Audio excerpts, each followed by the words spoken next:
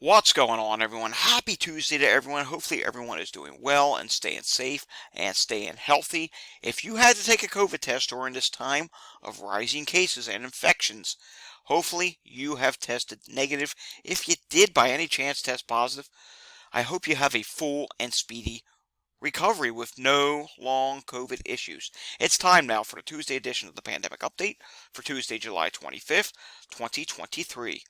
We have a ton of news stories to get through today and a ton of data, and some of that data which is bad data. So let's just get into it. We're starting off with India. If you hear thunder in the background, I apologize. I'm doing my best to get this done before the next round of storms come. We're having some very active storms here. Take a look here. Here's what radar looks like in our area. Yes, it's just one of those days today. India today records another 21 cases of COVID. And they also have an active caseload of 1,449 cases. I know, this could very well be a huge undercount. They're one of the biggest countries in the world.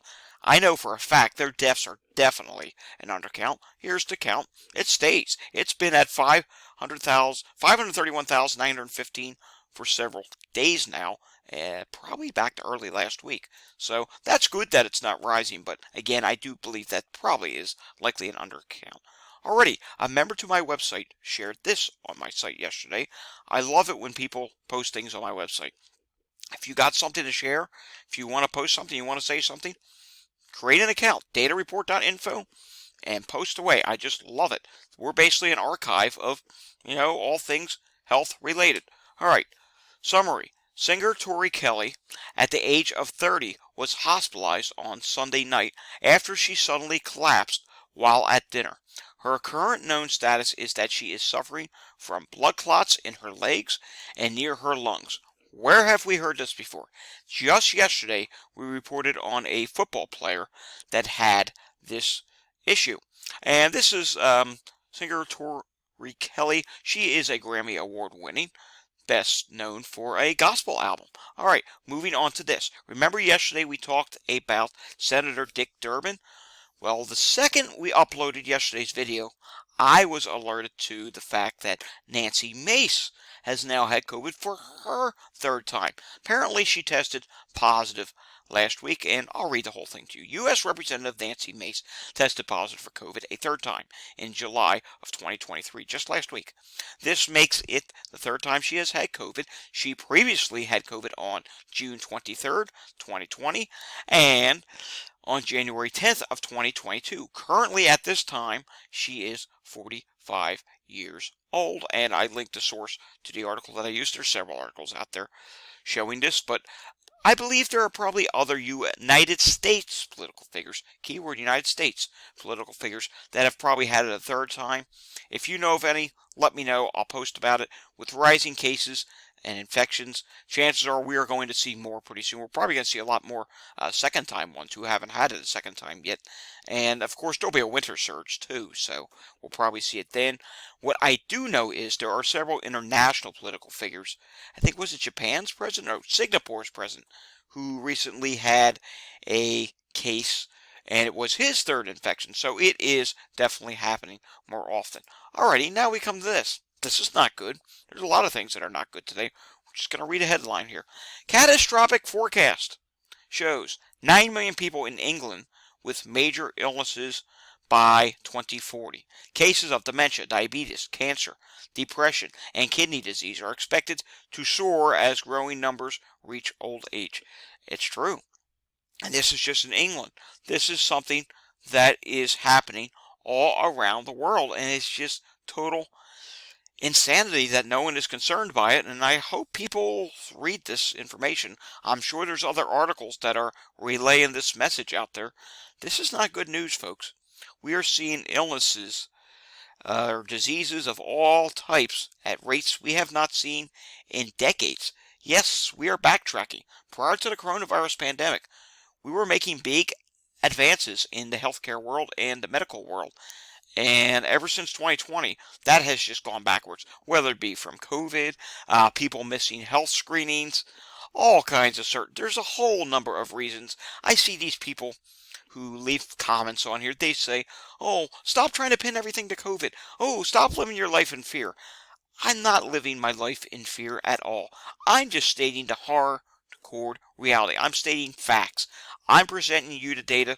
You take it as you may.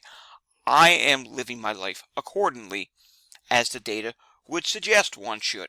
All right, moving on because we got a lot to go through here.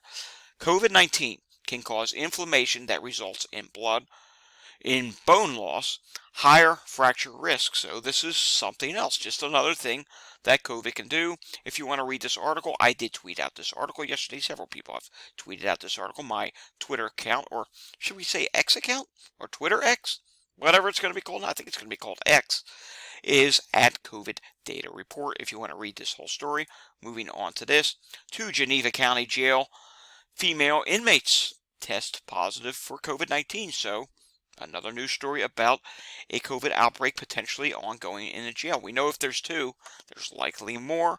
It's the first time we've seen a jail outbreak in some time. And then we come to this. This is really interesting and actually quite sad. A boy who's 6 years old suffers from seizures and almost dies after developing a less known tick-borne illness. Again, if you want to read this full story, I have tweeted this out. It explains all about it down below. I'm not going to go the full detail. It would take a long time. But yes, this just shows. I've been saying this several times for the past few weeks. Tick-borne illnesses are in the increase, and there's a whole bunch of rare ones that are starting to become more prevalent. I hate to talk about climate change on this. Well, no, I don't hate to talk about climate change. I like to talk about climate change, but so many people say, oh, it's just a hoax. It's not. I got a whole other channel where I talk about that, but this again is where climate change and health issues, come together. If you want to see my other channel where I talk about climate change, it's at Climate Data Report. We will hopefully be doing a climate update just a little bit later after this video, and this is where climate and healthcare issues come together. In this case, with our warming climate, there are more ticks being prevalent. There's more ticks on deer. There's more ticks on a lot of different animals, and disease does go up with warmer climate. It's just the hardcore reality.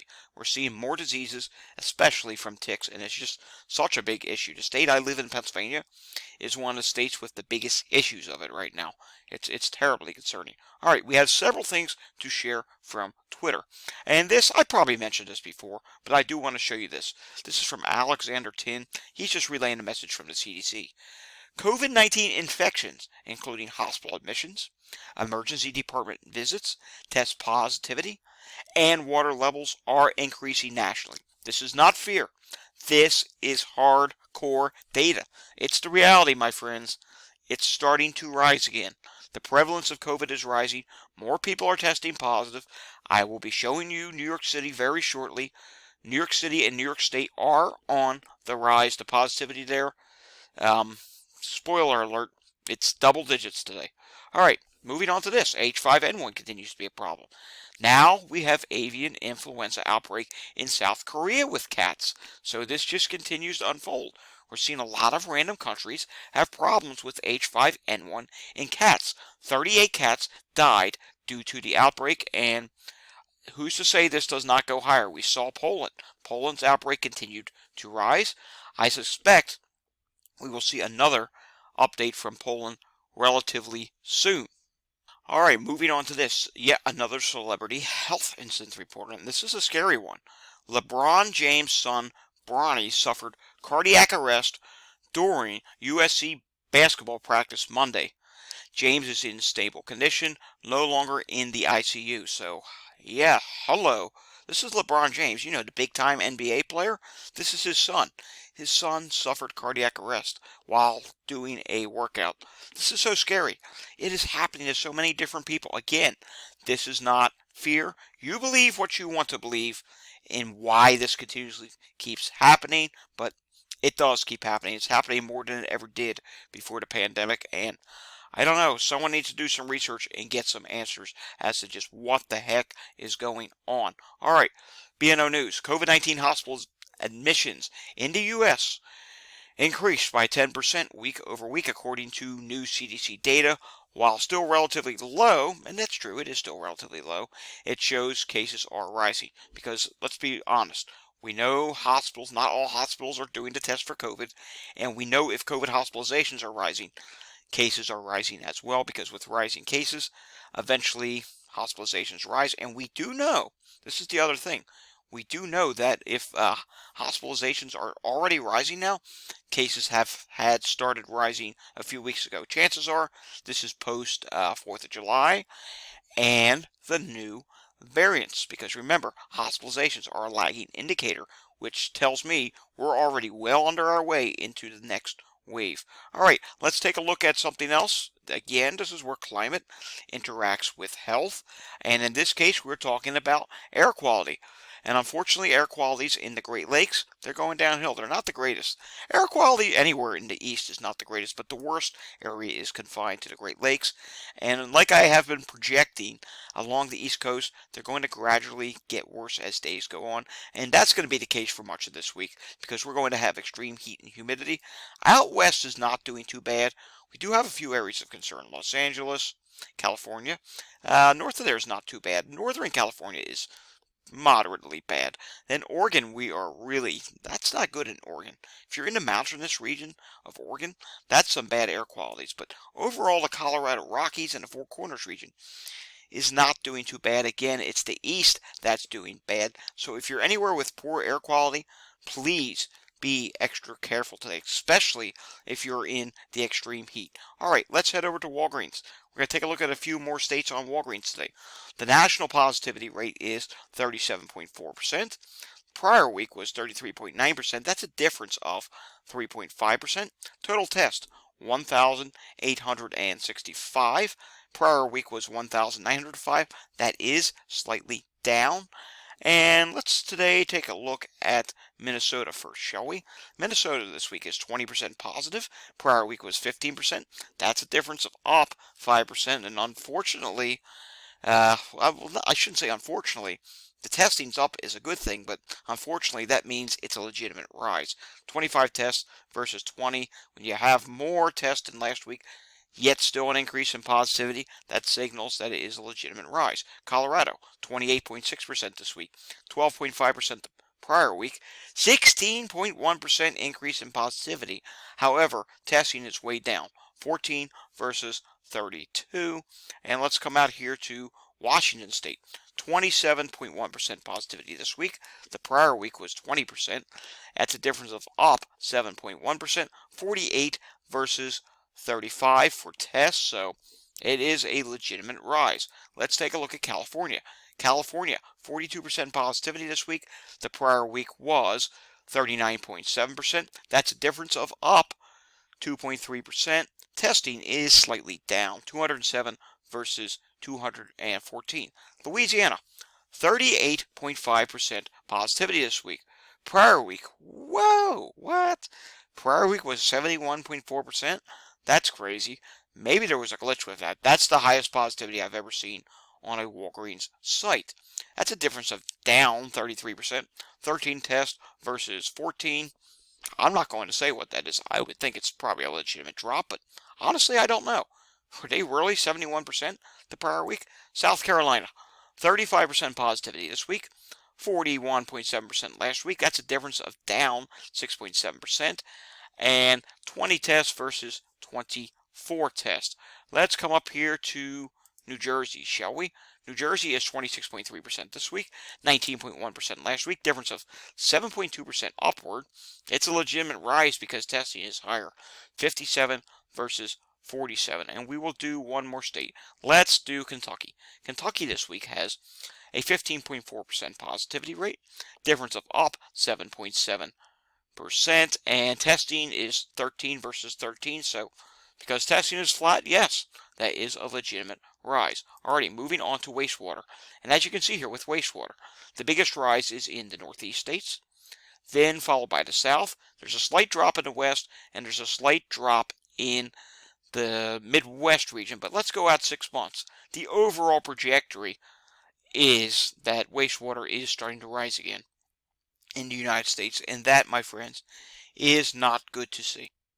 Alrighty, moving on. Let's take a look at the the color codes of the CDC map, and we can see 164 new sites, 556 sites are at very low, between 0 and 19%, 394 are between 20% and 39%, 160 are between 40 to 59% change, 45 are at 60 to 79% change. That's in the orange. That's getting up there.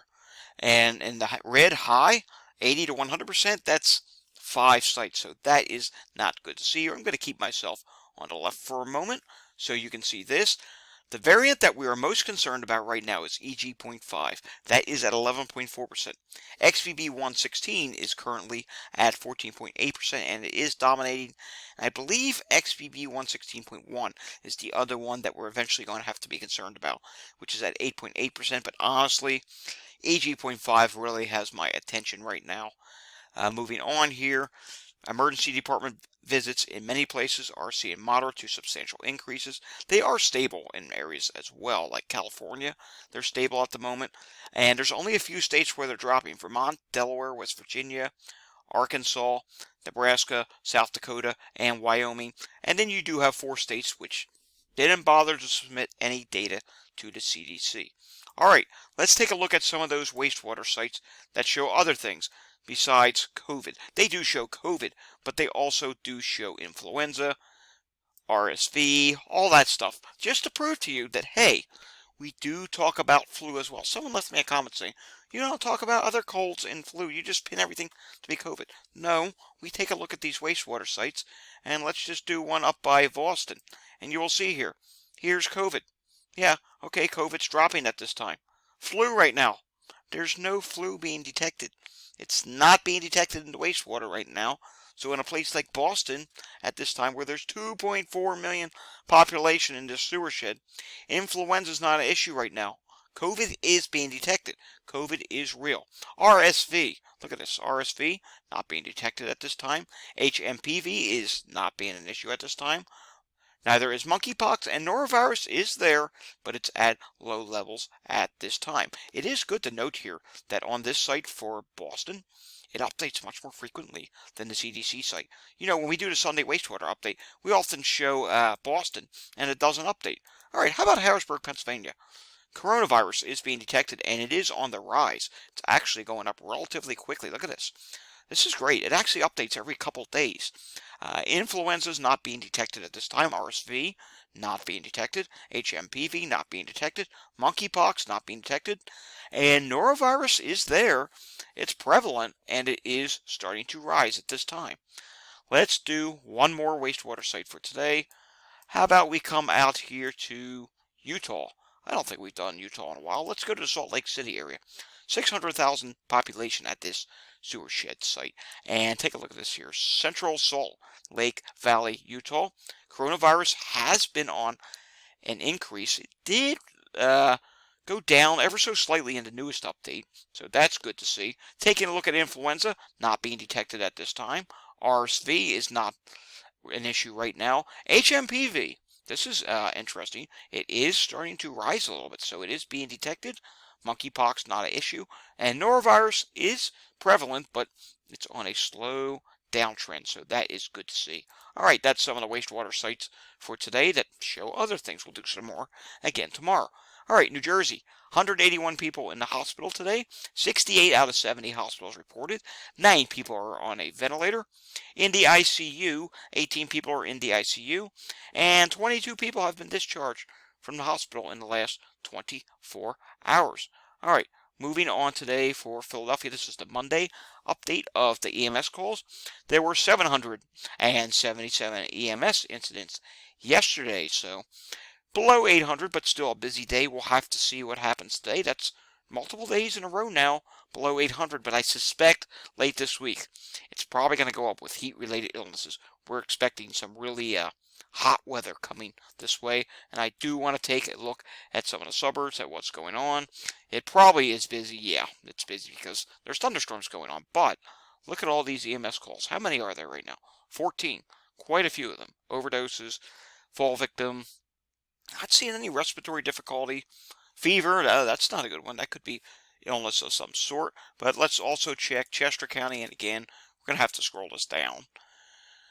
Yeah, we do have quite a few EMS calls here as well. Heart problems, respiratory difficulty, heart problems, sick person, abdominal pain. So yes, it is a busy day in the suburbs right now. All right, now we're coming to this. Gonna move myself back to the right. I don't really want to have to show you this, but I do. 477 new cases reported today in New York State, but check this out. The positivity, the 24-hour positivity is now at 10.8%. Yep, it's gone over 10%. We thought it would. We were showing you all these different places where the positivity is going up. Here's one right here, Schenectady, 42.9%. That's bad. 7-day average for the statewide is now 8%, and I got to show you more bad news. Take a look here at hospitalizations in let's do just New York State itself first. And you can see here, without me even zooming in, you can already clearly see that number is significantly higher. Let me zoom it in, make it easier for you to see. And look here, we ended last week at 448 hospitalizations and 53 people in the ICU in New York State. Starting this week with 532 people in the hospital and 63 people in the ICU. So my friends, that is a big increase. That's not good. And the bad news continues in New York City. The same thing is happening there as well. They ended last week with 192 people in the hospital, 25 people in the ICU. This week, 225 people in the hospital, 30 people in the ICU. So the trend is upward. And hospital admissions, look at this. They are rapidly going up now. 123 people admitted on today's update. Last week on a Tuesday, it was just 90. Let's go to the statewide level, shall we? Statewide for New York State, 191 on, I believe this was last Tuesday. And today, yep, look at this, 266. So, yep, that's a big increase. Hospital admissions are on the rise. Let's just take a look somewhere up in the, how about the capital region? Are they rising up there? I just want to look at some of these other regions. No, not terribly big rising yet. How about Long Island? Is Long Island rising at this time? Whoa. Big increase in hospital admissions on Long Island. How about their actual hospitalizations? Let's see here. So the last report was 87. Today they're up to 110. And yes, ICU's actually dropped by 1 there, but not good to see. All right, we'll get an update out of Texas tomorrow, so we're not going to talk about Texas today. Let's take a look at some international data. And wow, big change from yesterday. Big change, my friends. 9% increase in cases around the world. And there is now a 55% decrease in deaths. Why is there a 9% increase in cases? Let's find out. So South Korea, 39% increase in cases, 19% increase in deaths. United States, yeah, don't go by that number, that 45% down. That's wrong. Australia, cases are down 24%. Deaths are down 49%. Then we come down here to the Dominican Republic. Cases are up 19%. No deaths reported. Israel, cases are up 8%. Panama, cases are down 27%. They have 4 deaths versus 3 deaths reported. India, cases are now up 29%. Afghanistan, cases are up 7%. Belgium, cases are up 4%. Chile, cases are now up 24%. Malta, am I saying that correct? Malta is now seeing 70% increase in cases. Myanmar, 30% increase in cases. And it just continues on here. There's a lot of places that are seeing cases go up at this time, which is not good to see. There are some places that are also seeing cases drop, but again, the overall trend is now for a 9% increase in cases. Alrighty, folks, that does it for today's pandemic update. I know this was a big one today. We had a lot of information to get through to, and hopefully I proved to you that the pandemic is not over and that there are a lot of other health issues ongoing at this time. We will have another pandemic update again tomorrow. If you like this video, give it a thumbs up. If you want to see more content like this, subscribe to my channel down below. If you know anyone that needs a wake-up call that the pandemic is not over, by all means, share this with them, and, they'll be informed that, hey, COVID is still a thing, and that there's a lot of other health issues going on. All right, I will see you all again tomorrow. But until I see you again, stay safe, everyone. Have a great afternoon.